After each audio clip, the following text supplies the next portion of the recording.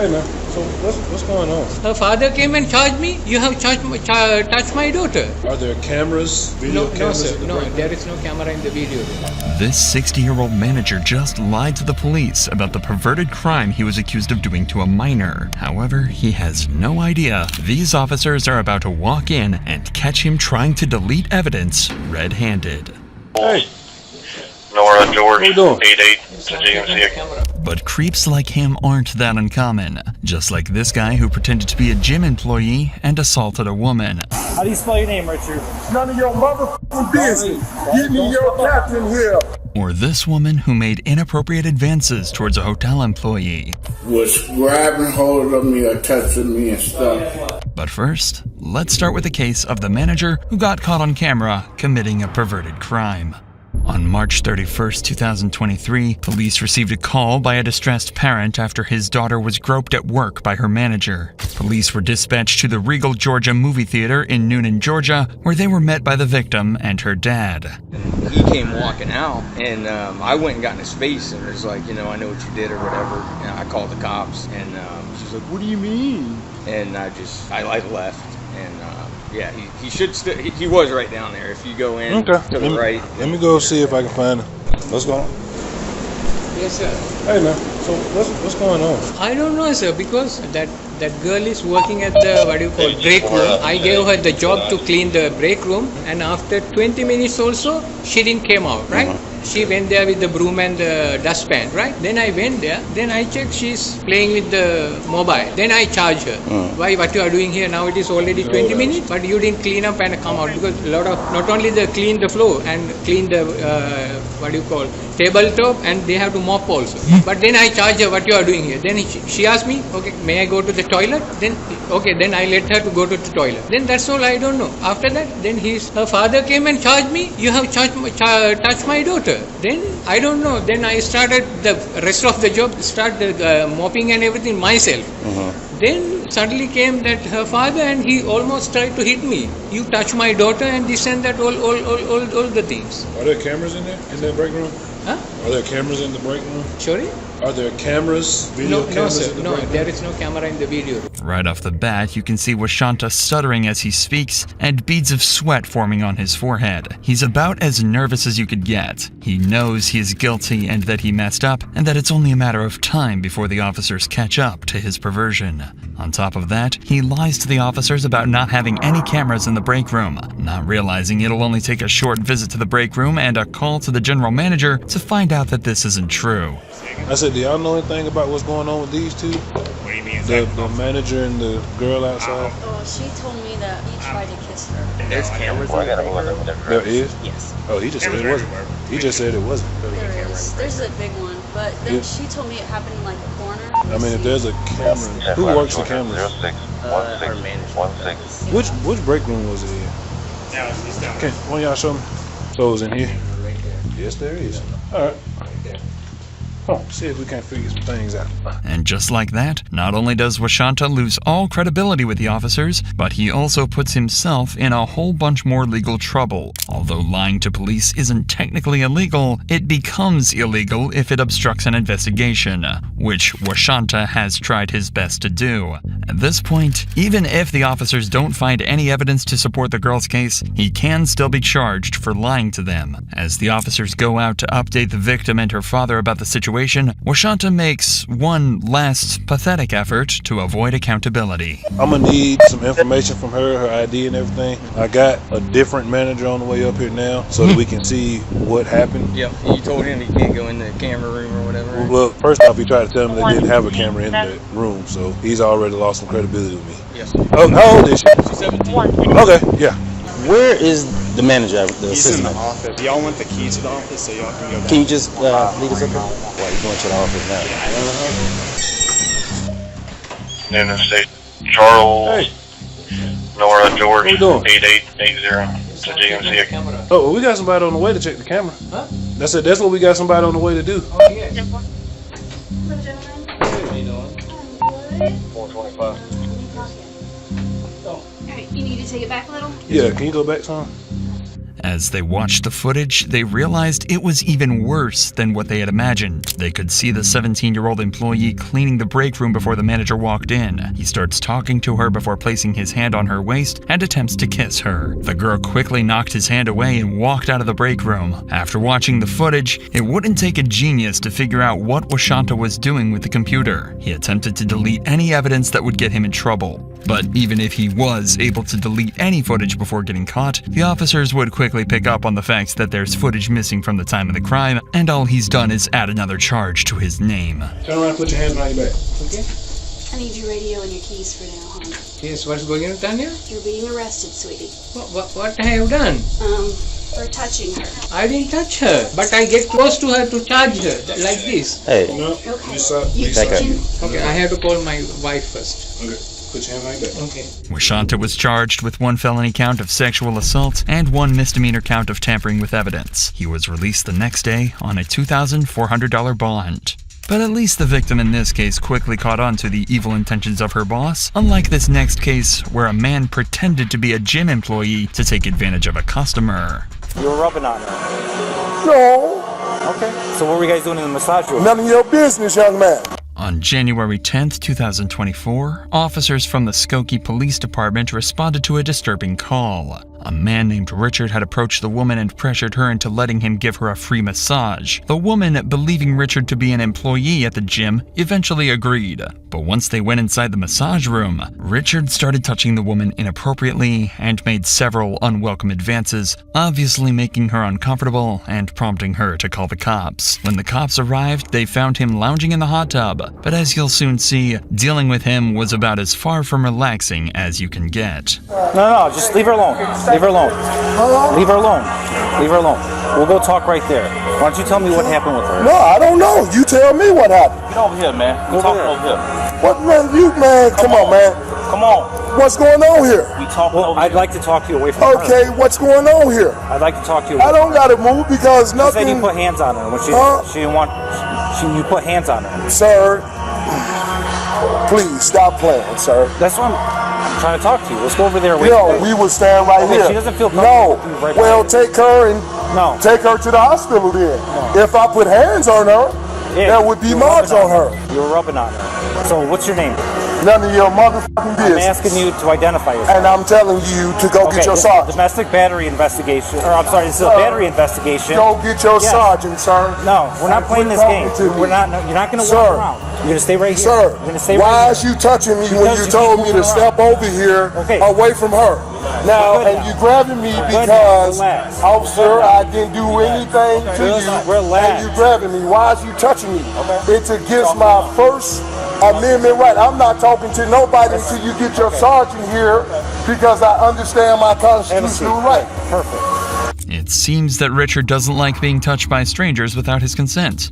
Ironic, considering what he's just done. Also, according to Illinois law, it is not a legal right of an arrestee to have a sergeant or any other higher-ranking official summoned at their request. While they can certainly request the police officers to speak to their supervisor, the officers are under no obligation to comply. Not only is Richard ill-informed about his rights, but if he continues acting like this, he could potentially add another charge to his name for failing to identify himself. Let's start with your name. None of your business. I'm a paramedic. So you're failing to identify yourself. Okay, I'm a that could be paramedic considered here. obstructing. Okay, sir, I just want your sergeant. I gave you a direct order or a direct You're not my command supervisor, so to you get can't me give me a a direct order. sergeant. Let's start off with your name and I'll get you my sergeant. Dick Person. That's not your name. What's your full legal name? Dick Person. Okay, what's your birthday, Mr. Dick? Dick Person, sir. Okay. Get me your sergeant here. The officers realize that there is no other way to get Richard to talk without further escalating the situation. They know that if they put him in handcuffs now, it's likely he'll become even more uncooperative. With this in mind, the officers decide to call in their sergeant to speak with him, hoping this will calm him down. Sarge, what's up, my man? Good. We're here to talk, so. No, we ain't here to do nothing. What's up, Sarge? You're disturbing my peace, Sarge. What's up? We're here for a battery investigation. What's up? I ain't did nothing to nobody. Everything on camera, my brother. And I will take a lie detector, a breathalyzer, and a fingerprint fingerprints analyzed. I did not touch no one inappropriate. I did not assault anyone. Okay. Everything that I did was recorded, and I got recording. But you gotta call corporate to allow me to play the recording for you, because everything I do is recorded. Sure. Where was the recording taking place? Sir, with my personal. So you talk to corporate. So with your personal phone, or sir, talk to corporate, because if corporate told me to surrender the video to you, sure, I would surrender the video to you. Okay. I'm one of the people that got here last. So okay. Do you work here or no? Sir. I work for PNC Investment Group, a private company that analyze business from the inside out. Got it. And we make things pop. Okay. I've been giving out free promotional to everybody in the gym tonight, man and both women. Okay. What is the promotional? I'm not familiar with that. The promotional is I buy them anything that they want on the company credit card account. Any gym members you offer? Any gym membership. Okay. I have multiple clients throughout that have been taking me up on my offer. Got it. I've been walking people around, helping people picking up weights, but I never disrespected nobody because corporate trained me in the way of avoiding lawsuits. What was the last thing that you bought for somebody here today? Let's see. I bought that young lady a massage right there. Okay. Where did that massage happen at? I don't know, because wherever she said it happened. I didn't talk to her, man. Well, go talk to her and see. I don't know. Is there a masseuse that works here right now? Or? Well, sir, I don't know, because I'm not a part of that company. I'm with PNC Investment Group. How much did the massage cost? It didn't cost her nothing. Well, how much did it cost you? It didn't cost me nothing, because it cost me with the company. Okay. Are you the person that gives the massages? No, I'm not. The big get the massages. Who does? The big. Oh, the bed? Or? Yes. Okay. I don't do nothing to nobody. Gotcha. Okay. Without their permission. What's that? Without their permission. Gotcha. Okay. So you ask permission to that do makes sense. anything you want. So you can have your officers to walk around the gym, because I've been giving it to everybody.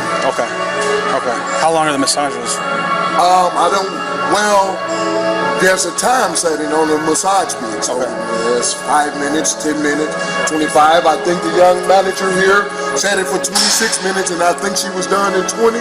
And she got on the step massager. Okay. So whatever she said happened. So how does the massage work? Like, is there? You got to go ask her, sir. Stop patronizing me, young man.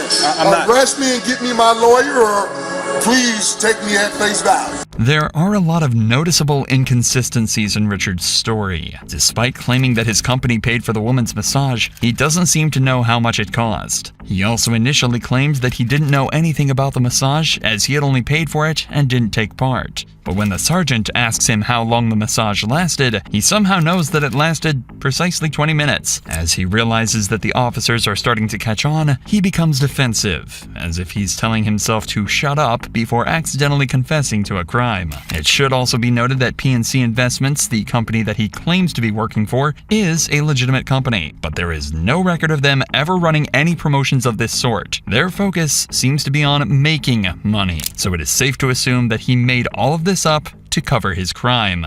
It's on company database, and when they tell me to surrender it to you, I will surrender you upon their request, because everything that I did today was actually recorded. Okay. All right. I understand. Every transaction with everybody. All right. We're just going to put you under arrest for a battery right now, and we'll talk more about it at the station. Whatever you choose to do. All right. Just want to make sure you understand what's going on. Could I get dressed? You're going to have to come out like this. So I'm not finna leave my motherfucking property in this gym. All that's my property right there. Yes, sir, in that gym. Which stuff is yours? All that stuff. I'm not leaving my stuff here. May I get dressed? I'm not giving y'all no problem, Sarge. We'll bring it. I'm not giving y'all no problem. I understand. My son is in this gym. Okay. How old is your son? He's underage. He's in this gym. Okay. Well, where is he right now? He's you don't want to leave him by himself. How old is he? Right there with the red headphones on. How old is he? Son. How old is he?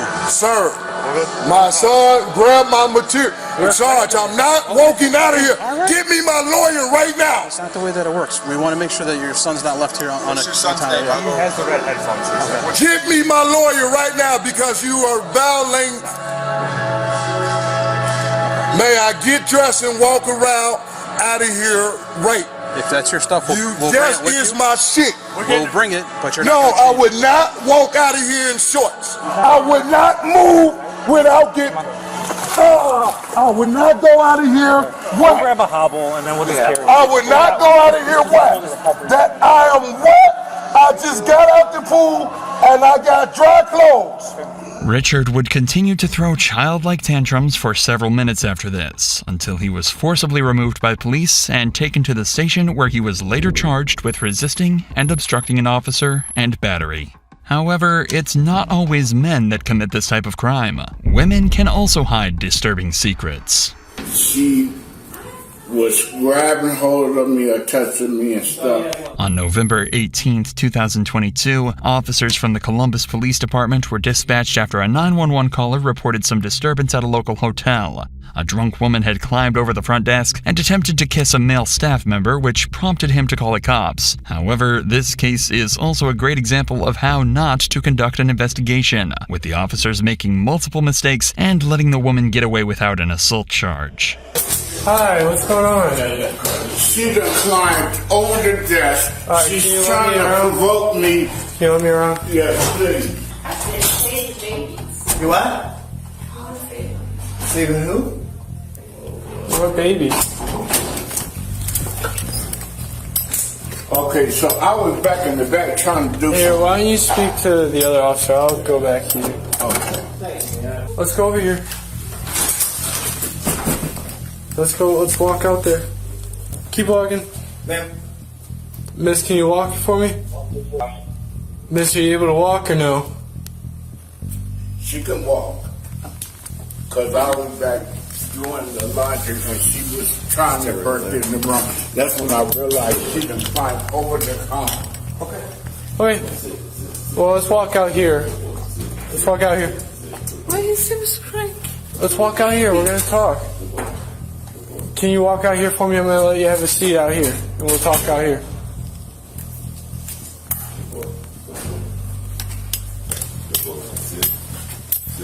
Just have a seat for me. Why don't you sit in that chair for me? Sit in that chair for me, please. Is this your stuff? Yeah. Not only do the officers completely ignore the victim, but they also sit the suspect down right in front of him for questioning. During police investigations, it is crucial to separate all parties involved to prevent any collusion or undue influence on their statements. This ensures that each individual's account is given independently and increases the reliability of the information gathered. In this case, however, the suspect can clearly hear the victim's story, allowing her to completely dispute his version of events instead of giving her own account that might incriminate her. Okay, so I went back to try to do some laundry, right? And I heard somebody grabbing at that door, the laundry door, right? So she, while you were trying to do laundry, she came over. She must use that pillow right there because that's on the sofa, right? I said, ma'am, you have to go, or you're not allowed behind here. You can hear me, right? She said, give me a kiss. I said, I can't do that. I said, I don't need you. I told her about 3 times that she got to be on that side of the desk. The 3rd time, she was grabbing hold of me or touching me and stuff. That's when I called you guys. Did she strike you? Did she slap you? No, she was trying to grab hold of me, trying to get a kiss, and I was like, I can't do that. So at no point she assaulted you, she just hopped the counter, tried making and she was trying to make advancement to it. Right. And like I said, This officer appears to be lacking a clear understanding of what counts as an assault. According to Ohio state law, repeatedly touching someone without their consent qualifies as assault and should be treated accordingly. The victim's account aligns perfectly with this definition of assault, but despite this, the officer downplays this and seems to allow the woman to evade accountability. Meanwhile, the woman sitting across the room gives her account of the situation. Are you feeling okay? Can you hear me? I'm a bit concerned. You're a little concerned? Okay, about what? she must use that pillow right there. What are you concerned about? What's that? I said, man, Allah behind. You can hear me, right? She said, Give me a kiss. I said, I can't do that. I said, I don't need to. I told her about 3 What's not true? What's not true? Can you talk to me? Can you look at me? Give me a kiss. The first time, she I thought was he had. grabbing hold of me and touching me. You thought he had what? That's when I called her. I called her. Okay. Are you feeling okay? Is everything? Do you feel okay? Did your head hurt or anything? Are you feeling? Did you hear what I asked? Are you feeling okay? Okay. He said he had babies. Okay. I'm sorry. It's okay, but we need to know what. Listen to me. Listen to me. Yeah, I drank. The woman is clearly intoxicated and doesn't seem to grasp what she has gotten herself into. She is eventually arrested and taken back to the station where she was booked, but not for what you might think. Despite having a mountain of evidence against her, she was only charged with disorderly conduct and criminal trespass, and was let go with what seemed like a slap on the wrist. But stalkers take creepiness to the next level, just like this man who was caught stalking his friend and tracking her every move. That's why I put the tracking device. Other than that, I didn't do anything else. So you actually put a tracking device on her car? Yes. Okay. On September 7th, 2021, police responded to a call from a woman claiming that a stalker placed a GPS tracker on her car to monitor her whereabouts. But she didn't find out in the way you'd expect. In fact, the stalker actually confessed to her. Because he was sending me harassing emails, voicemails, calls, texts, and I wanted it to stop. He wouldn't stop. That was in Gwinnett County. Filed the police report, told him about it, and it stopped for a long time. Recently, more recently, maybe fast forward a year, 2 years, he reaches out to me again. He says, I'm sorry for everything, and we talk as friends, and everything's okay. All of a sudden today, I'm getting emails like, where are you? Who are you with? What are you doing? He was looking for me for 2 days and like calling different places, trying to find out where I was. He looking in parking lots for my car. Okay. Places where he thinks I'd be. And he finds my car, and I guess today is when he put a GPS tracker on my car. Claims he put a GPS on it. That's what he told me. He said it's on the left side tires. I don't know which tire it's under, but he said it's like a magnetic device that's stuck under my car. Meanwhile, a second officer located the suspect at a nearby gas station. The man, later identified as Ramesh, was hoping to meet with the suspect, but instead was met with an officer. Hello. Hey, how are you? Good. My name's Officer Wyndham with the Johnson Police Department. I don't know what's going on today. Okay, so that's the first time I did a mistake. I just thought she might be with someone, so I thought to see where she was. That's all I did. I didn't do anything else. I never had any criminal history. Okay. Like that. I just wanted to see where she was and wanted to meet her.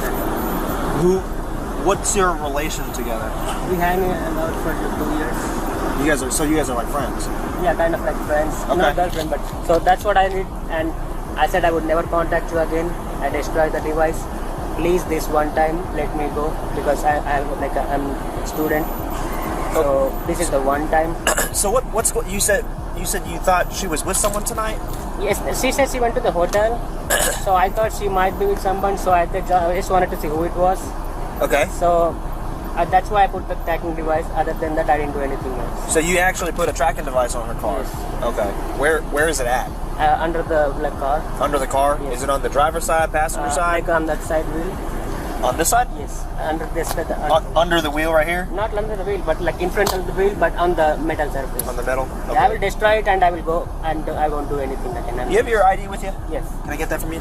Ramesh seems to be trying to brush off a very serious crime as if it was something minor, when in reality, if what he's saying is true, then he can be charged with stalking or unlawful surveillance, which is a felony in most US states, and can lead to over 3 years in prison or fines of up to $10,000. For Ramesh, however, there is a lot more at stake. Since he is a student and is living in the US on a green card, if he is convicted, he could lose his PR status and be deported and banned from entering the United States. He seems to think that honesty is the way out of this, but whichever way you cut it, confessing to a felony isn't going to help his case.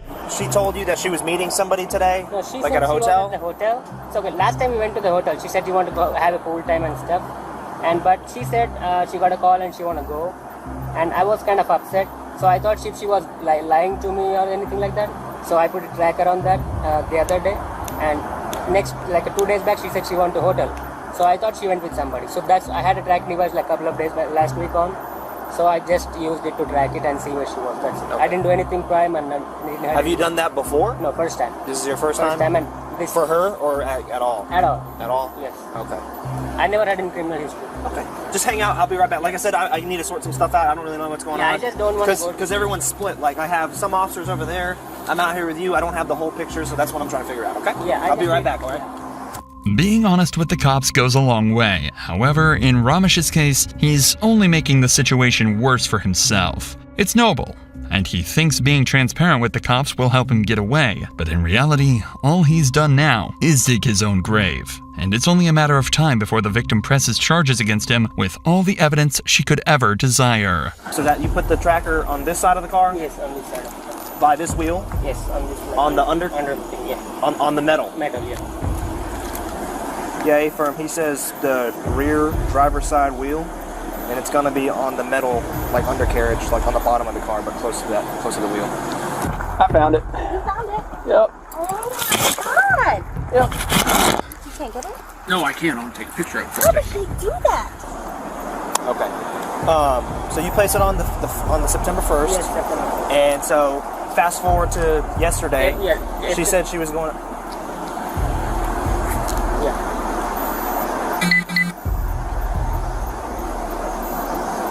That's a firm. She does want to press charges. Hey Ramesh, come over here for me, okay? All right. At this time, you're under arrest for unlawful surveillance. Okay. When will I get out? You got something? You want to keep talking? That's fine. You got something? Thank you. Okay.